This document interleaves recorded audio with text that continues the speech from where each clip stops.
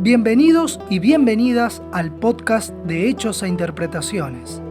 En este cuarto episodio reflexionamos junto al reconocido politólogo, sociólogo y analista internacional Atilio Borón. Profundizamos acerca de los procesos políticos y la coyuntura electoral de la Argentina, en medio de un escenario complejo para el gobierno nacional.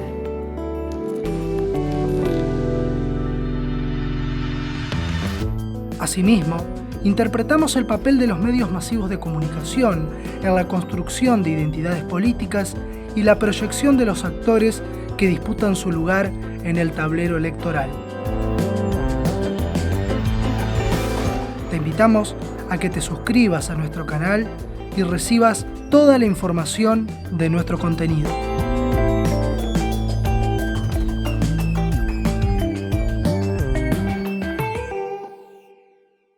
Yo decía, ¿por qué lado arrancar? Porque pareciera todo esto un caos, ¿no? Hay una multiplicidad de factores. ¿Y usted con cuál arrancaría para analizar la actual situación política que atraviesa nuestro país y sobre todo el Frente de Todos?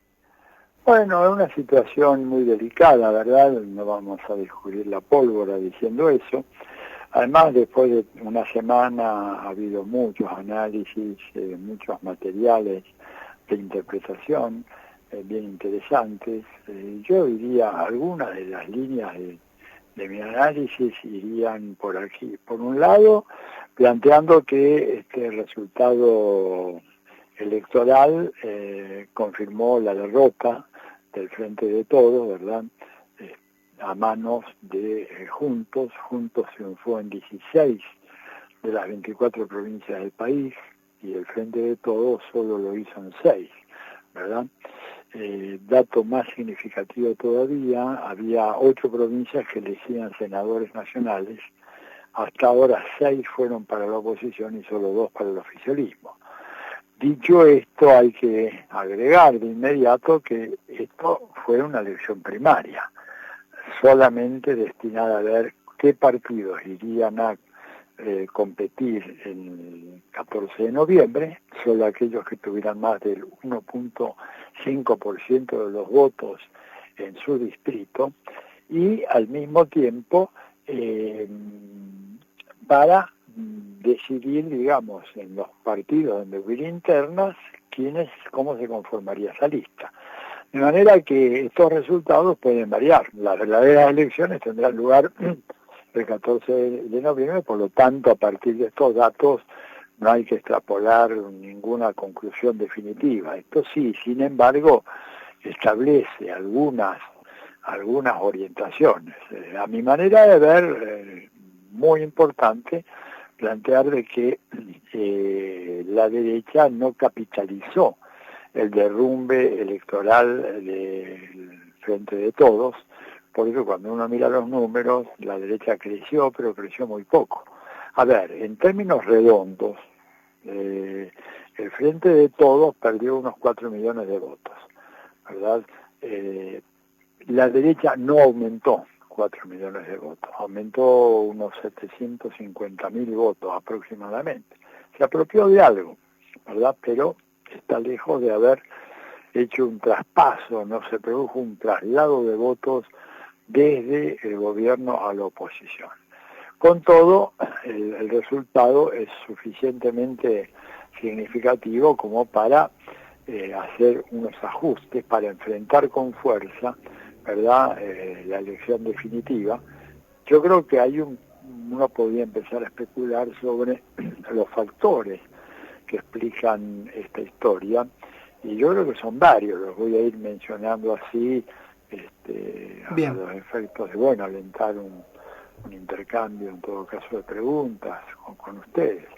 El hecho es que, en primer lugar, votó mucho menos gente que la que era normal en este tipo de elecciones primarias. Casi un 10% menos en promedio, ¿verdad? La participación en las últimas PASO fue del 67% y lo normal en este tipo de elecciones primarias abiertas, simultáneas, obligatorias, es un 73, 74, con un pico del 77 que hubo. Por lo tanto, ha habido un electorado ausente, muy significativo. Y también hubo un promedio de voto en blanco bastante elevado para los estándares argentinos, un 4%, con lo cual, digamos, acá esto plantea la necesidad de que el gobierno diseñe una estrategia para hacer que la gente vuelva a ir a votar. Pero para volver a ir a votar tiene que haber incentivos suficientes de parte del gobierno, y hasta ahora no se sabe muy bien cuáles pueden ser esos incentivos. Yo creo que eso es un punto muy importante. Si se quiere recuperar una mayoría, o por lo menos equilibrar un poco el resultado, hay que lograr bajar ese nivel de ausentismo electoral y hacer que por lo menos un 75% de la gente vaya a votar. La gran mayoría de esos que no fueron a votar son lo que Zaffaroni llama en un artículo reciente un electorado desencantado, ¿verdad? Desencantado con el incumplimiento de ciertas expectativas que había en torno a este gobierno, tema que de alguna manera aparece muy fuerte en la carta de Cristina, ¿no es cierto?, cuando habla de honrar el compromiso asumido en la elección presidencial del 2019. Atilio, en sí. este sentido, yo comparto con usted porque veo que nos está expresando un análisis pormenorizado de cuáles son los distintos factores, pero este desencanto que aparece en la gente y que por ahí lleva a decir, voto a cualquiera, no me importa, pero no quiero que lleguen estas personas que, a ver, yo creo situación errática también de decir, no llevar, si esto es un frente de todos, cómo no dirimirlo en una PASO y que fueron nuevamente digitados, tanto como ocurrió en Buenos Aires, en muchos lugares a nivel nacional, y acá en Entre Ríos también, los candidatos elegidos por esta cuestión verticalista del aparato justicialista. ¿Cómo analiza esta situación? Y sobre todo porque mucha gente, ante este clima de desencanto, habilita como un ascenso de la extrema derecha y de sectores más radicalizados, ¿no? ¿Por qué ocurre esta situación? ¿Y cómo analiza usted también el modus operandi, que no es de ahora, de lo que es el Partido Justicialista? Bueno, yo creo que, hay un sector que efectivamente, muy enojado, puede haber votado por alguna de las políticas más extremas de derecha, el caso de Milei y de Spert, en donde es que tuvieron un resultado disímil a ese extremismo radicalizado de derecha. A los libertarios les fue mejor acá en la ciudad de Buenos Aires, ¿verdad? No tan bien ahí en la provincia de Buenos Aires, en donde el panorama es mucho menos alentador para esa fuerza política, y contribuyó a una muy buena elección de parte del Frente de Izquierda y los Trabajadores, el FIT.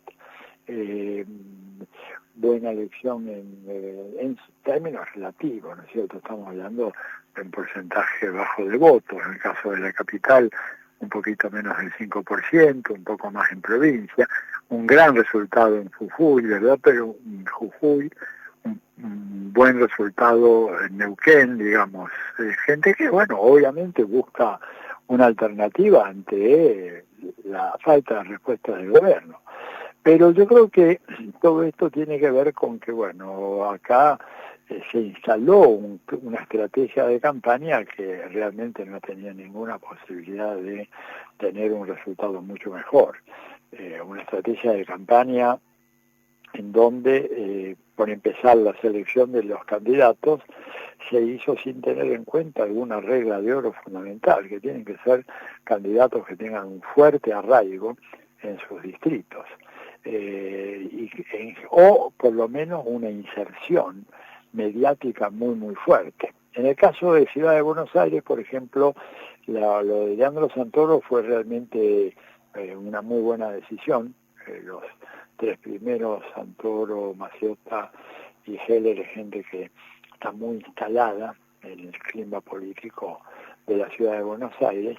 En el caso de la provincia de Buenos Aires, todo aquello resultó un poquito más complicado, ¿no es cierto? Porque siendo muy buenos candidatos, sin la menor duda, pero no eran candidatos que tuvieran un liderazgo natural en ese distrito.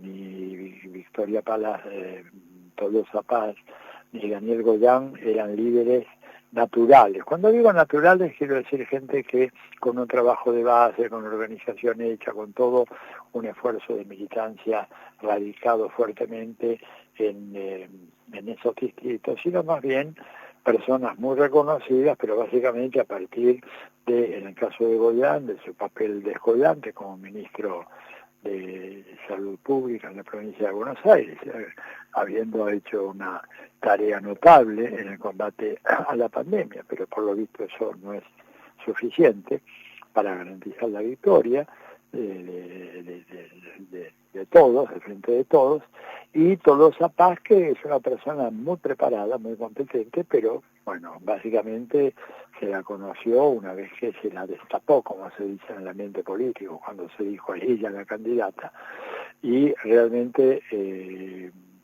logró atraer una cierta proporción de votos, pero no lo que se esperaba para recuperar el predominio en la provincia.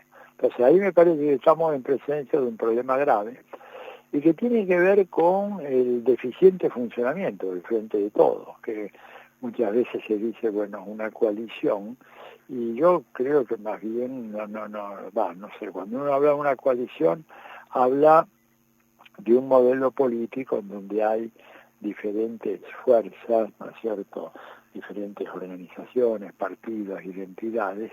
Acá básicamente hay un acuerdo entre tres vertientes del peronismo, ¿verdad? Una vertiente más progresista, que es el kirchnerismo, y luego el peronismo más tradicional, que algunos autores llaman el conservadurismo popular, básicamente los partidos justicialistas de las provincias, etcétera, y finalmente el masismo, que representaría la versión neomenemista del peronismo. Y básicamente ese triángulo fue el que tomó las decisiones fundamentales. En ese ámbito se negociaron las decisiones fundamentales sobre candidaturas, estrategias de campaña, etcétera. Y creo que faltó lo que yo llamo tener una serie de sensores, como los físicos y los geofísicos tienen en los volcanes, ¿no es cierto? Instalan sensores para ver los movimientos telúricos y a partir de ahí extraer algunas conclusiones. Claramente el gobierno no tenía esos sensores, no tenía capacidad de recibir la información adecuada de lo que estaba pasando a nivel de la ciudadanía, qué quería, qué anhelaba, cuál era la protesta, cuál era la queja. Se pensó erróneamente que con la vacuna eso sería suficiente. Bueno, y la verdad que no fue suficiente, no hubo manera de que eso fuera suficiente, y por lo tanto la problemática económica, que había sido de alguna forma, no digo descuidada, que es una palabra injusta en este caso, pero sí que había sido subestimada por el gobierno, se cobró la revancha, ¿no? Entonces, yo creo que ese cúmulo de factores hace que el resultado electoral no hubiera sido el esperado. Y al mismo tiempo, creo que todo eso, ¿verdad?, puede corregirse en las semanas venideras, en donde ahí podrían adoptarse algunas decisiones importantes, pero que van a tener que nadar contra la corriente, porque desgraciadamente se ha producido este resultado y hay una inercia, ¿verdad? Sí. Las PASO tienen una inercia, si bien se pueden revertir o se pueden atenuar. Es, como bien dice, para quienes se están sumando al programa, quiero recordar, estamos aquí en Hechos e Interpretaciones, dialogando con un referente del pensamiento nacional y latinoamericano, como es el sociólogo y politólogo Atilio Borón. Un análisis muy interesante, Atilio, porque por un lado usted manifiesta esta cuestión del papel de los medios de comunicación en el sentido de que la gente conozca a los candidatos. Aquí en la provincia de Entre Ríos nos ocurrió con los candidatos que incluso aquí en Federal, para ir a nuestro territorio, la gente no le conocía las caras. Y fíjese usted cómo mucha gente, más allá de que Rogelio Frigerio estuvo en el gobierno anterior y con el desastre que generaron, fue un candidato importado aquí en nuestra provincia, pero por la gran llegada mediática que ha tenido a nivel nacional, mucha gente lo votó. Eso no es un detalle menor. La posibilidad de poder acceder justamente al medio para poder llegar a la masa, hay que acceder al medio que consumen las masas. Y en ese sentido, la televisión, la radio, las redes sociales, por ahí yo, no sé cómo lo ve usted, pero yo veo como cierto enamoramiento y por ahí se encandilan algunas personas involucradas en la toma de decisiones, como que pareciera que todo pasa por las redes sociales, pero ¿dónde está el encontrarse con el vecino? Que obviamente el gobierno, el oficialismo en su conjunto, tuvo la responsabilidad de no poder salir a la calle, pero ahora vemos cómo justamente la oposición ganó la calle, ese terreno que históricamente había sido el caudal por excelencia de los votos del peronismo, de los gobiernos nacional populares, y hoy vemos que la calle está ganada por estos sectores que, radicalizados en mayor o menor medida, en la oposición, sea el lugar que se ubiquen, pero que le han copado la parada, y ahora hay que, arrancar menos 10 como el chinchón, como se dice por acá, ¿no? Uh-huh. Sí, bueno, eso me parece que es un dato fundamental. La pandemia ha hecho muy difícil hacer que la gente conozca a los candidatos.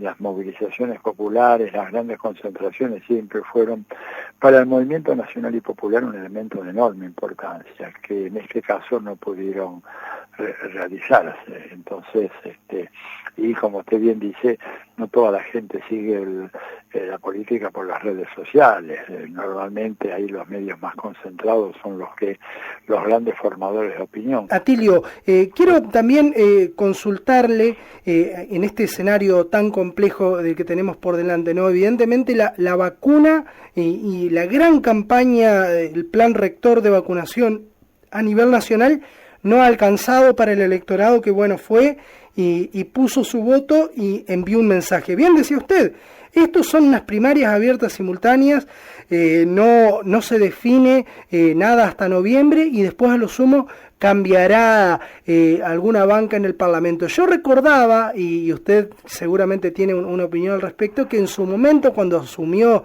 el infausto gobierno de Mauricio Macri y la noche neoliberal en nuestro país, muchos decían, no, pero ojo, que lo va a tener difícil porque el Parlamento está fortalecido por senadores y diputados de lo que era el peronismo o lo que había sido hasta ese momento el kirchnerismo y todas sus variantes. ¿Y qué pasó? Le votaron a favor, por ejemplo, el pago a los fondos buitres. O sea, la gente también hoy por hoy dice, ¿y para qué vamos a ir a votar diputados y senadores si después terminan haciendo lo que se les canta y plegándose al Ejecutivo? Como que acá el Ejecutivo, y en este sentido con la dificultad que tiene un gobierno popular de construir legitimidad, que vemos cómo se le viene escapando la tortuga para la construcción de legitimidad, por ejemplo, manifestando que ellos tienen la táctica y la estrategia, por lo menos la estrategia bien definida, y se filtran fotos como la fiesta en Olivos, que es de una, perdone la palabra, pero una idiotez sin parangones, ¿no?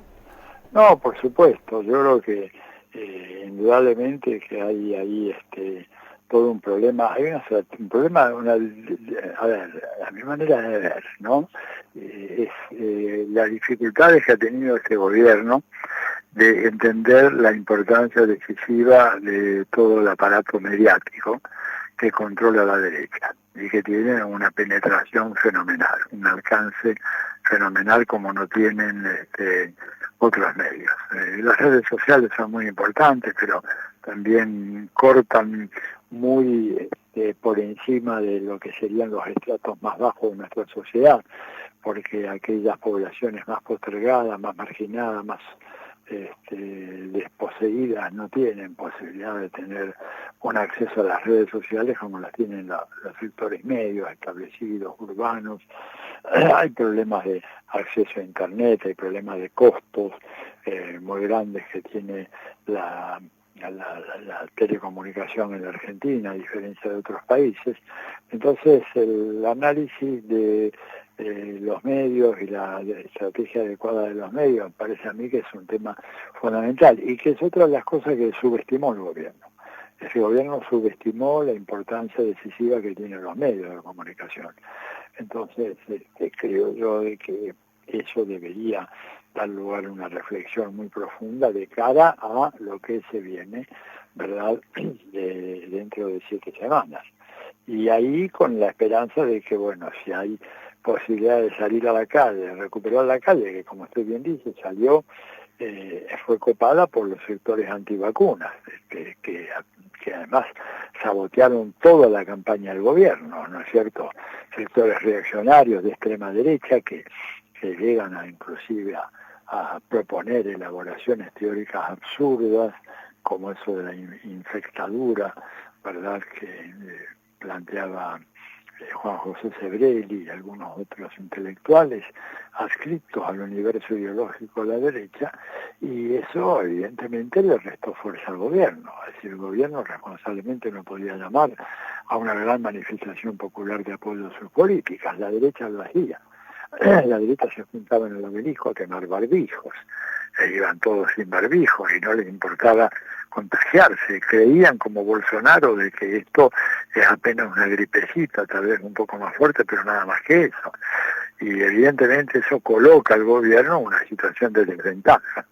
Pero bueno, todo esto yo calculo que se puede revertir. Me parece que si hay un buen trabajo y si hay algunas decisiones adecuadas y acertadas de parte del gobierno en los próximos días, no se puede esperar mucho, ¿verdad? Hay una situación que es muy extrema, de extrema necesidad de estos sectores populares. Si eso se logra, entonces me parece que va a haber una posibilidad de revertir ese resultado. O sea, yo diría un poco para ir cerrando que no es inevitable que el resultado que hemos conocido la semana que viene se reproduzca el próximo el llamado del 14 de noviembre. Creo que se puede revertir, creo que si hay un esfuerzo serio hecho con fuerza, digamos, me parece que puede dar un resultado que, bueno, de alguna manera normalice esta situación tan especial, ¿verdad?, como la que tenemos ahora, pero supone esto también que el conflicto que se ha suscitado en torno a la Carta de Cristina, bueno, ya se ha resuelto favorablemente y permita que se produzca un avance en los temas fundamentales que el país necesita. Sí, totalmente. Bueno, Atilio, antes de cerrar me gustaría por ahí, porque sé que es una de sus especialidades también el análisis regional, usted es una persona muy comprometida con la causa del pensamiento latinoamericano. ¿Qué nos puede decir a modo de cierre en esta, sé que está, y quiero invitar a la gente que nos está escuchando a que ingresen a los distintos cursos que ofrece Atilio Borón a que, bueno, la gente pueda formarse, distintos cursos políticos de análisis de la realidad? Esto podemos decir, por ejemplo, tanto su página, que es atilioborón.com.ar, también en su Instagram se pueden recibir todas las publicaciones en el correo electrónico, la plataforma del New Lester, que, bueno, como usted dice ahí, es una plataforma que ha beneficiado a miles de jóvenes de América Latina y del Caribe que están interesados en investigar y profundizar en los temas de actualidad que nos competen desde una perspectiva crítica, antiimperialista y anticapitalista. Bueno, Atilio, a modo de cierre, ¿cuál es su análisis de esta coyuntura y la inserción? Bueno, pasó ahora el ex jefe de gabinete y ahora actual ministro de la Cancillería Internacional y Culto, Santiago Cafiero, al frente de las relaciones internacionales. ¿Cómo ve la Argentina insertada en este escenario geopolítico mundial de cara a lo que viene? Bueno, primero agradecer la referencia a la página web www.atilioborón.com.ar. Ahí hay mucho material, muchas de mis investigaciones y materiales de sumo interés están puestos ahí, a la disposición de quien quiera acceder a esos materiales, estudiar algunas novedades de las que se producen en el plano regional, nacional e internacional, e inclusive los cursos que ofrecemos, que son, digamos, cursos todos inspirados en lo mejor de la tradición del pensamiento crítico latinoamericano, ¿verdad? Y en cuanto a su pregunta, yo creo que, bueno, me parece a mí que el paso de Cafiero, ¿verdad?, a la Cancillería es importante. Yo creo que lo de Felipe Solá claramente demostraba digamos, más allá de sus buenas intenciones, ¿verdad?, pero que no era algo que él realmente sentía como su área de conocimiento. El ingeniero Solá es un ingeniero agrónomo, es un gran especialista en la temática agraria o agropecuaria de la Argentina, y lo suyo básicamente no era el tema de la diplomacia. Esto es una cuestión que no se puede improvisar. Creo que Cafiero tiene un conocimiento más detallado por su formación académica de esa problemática, cosa que Solá no la tenía, y creo que puede de alguna manera estar indicando una mayor apertura de la Argentina hacia la problemática más propiamente latinoamericana, que ese gobierno muy obsesionado con la negociación con el fondo, de alguna manera ha venido subestimando. Yo creo que es un grave error. Esto no quiere decir que no se hicieran cosas, se hicieron cosas muy importantes. La ayuda que se le prestó al pueblo de Bolivia y a Evo Morales en el momento en que la vida de Morales corría peligro, me parece que es un rasgo muy valiente que tuvo lugar durante la gestión de Felipe Solá, y que eso no se puede negar de ninguna manera, pero me parece que el cambio en este sentido va en la dirección correcta. Habrá que ver un poquito, bueno, cuáles son los márgenes de maniobra efectivos con que se encuentra Cafiero. No nos olvidemos que la Cancillería es una institución muy conservadora, el staff de la Cancillería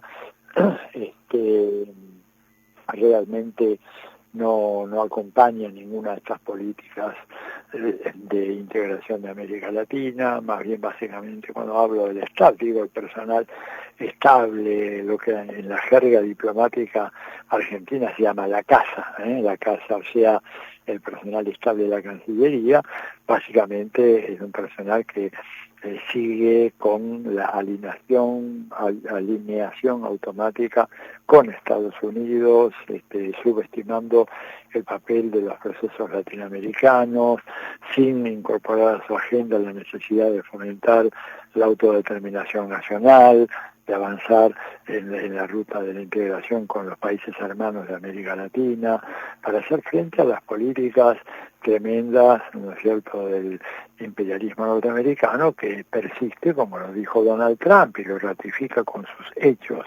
Joe Biden persiste en aplicar la política del monroeísmo, ¿verdad?, en nuestra región, quiere decir América para los estadounidenses, no para los americanos, no América para los estadounidenses. Y creo que eso hay que pararlo. Espero que Cafiero pueda dar un golpe de timón, ¿verdad? Y que sería muy, muy importante, porque la Argentina se enfrenta con enormes desafíos de todo sentido, desde el sentido geopolítico, por la cuestión de las Malvinas, del sentido económico, por la amenaza del Fondo Monetario Internacional y por la creciente presión de Estados Unidos para evitar que la Argentina profundice sus vínculos con China y con Rusia, que son las dos grandes potencias que hoy en día configuran el trípode fundamental del sistema internacional, y si eso ocurre, bueno, creo que hemos dado un gran paso adelante. Atilio, muchísimas gracias por su tiempo, por sus reflexiones, por compartir hoy domingo con nosotros y la audiencia aquí en Hechos e Interpretaciones tan amablemente análisis de la coyuntura política, de las encrucijadas y todo lo que se viene por delante en este país. Bueno, uno no se puede aburrir en la Argentina, eso desde ya. Sí, no, para nada, este es un país donde no, pero lo que pasa a veces son distracciones o entretenimientos bastante gravosos, ¿no? Sí, totalmente. Uno a veces preferiría que algunos acontecimientos no tuvieran lugar acá, pero bueno, esto es lo que hay. Le mando un gran abrazo a usted y a toda la audiencia de Federal. Estaremos en contacto para una próxima vez.